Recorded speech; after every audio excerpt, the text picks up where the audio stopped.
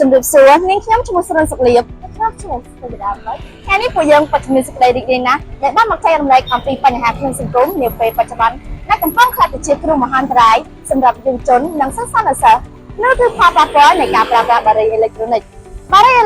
មើលទៅស្អាតទំនើបនិងមានក្លិនល្អប៉ុន្តែសិស្សានុសិស្សមិនត្រូវជឿ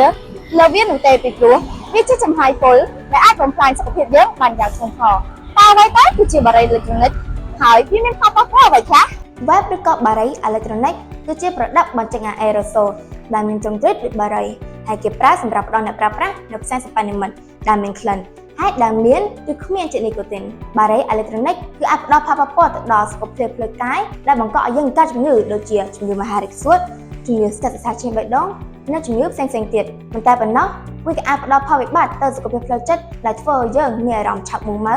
ថប់ផ្លិតដង្ហើមពិបាកផ្ចង់អារម្មណ៍និងសន្ទុះចិត្តចង់ប្រើជាតិនីកូទីនហើយមួយទៀតនោះគឺសារធាតុគីមី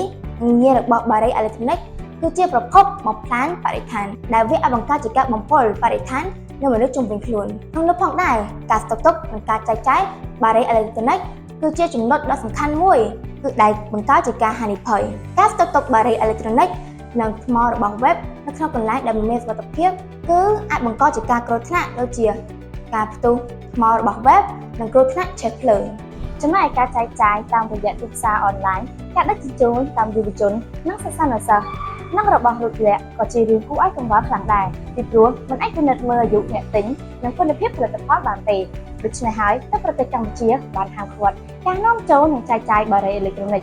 សិស្សនិស្សិតទាំងអស់គួរតែជ្រើសរើសអ្វីដែលល្អសម្រាប់សុខភាពនិងអនាគតការមិនចាប់ផ្ដើមប្រើបារីអេឡិចត្រូនិកគឺជាជំហានមួយដ៏ល្អក្នុងជីវិតចូលយើងនិយាយថាទេចំពោះបារីអេឡិចត្រូនិកសូមអរគុណ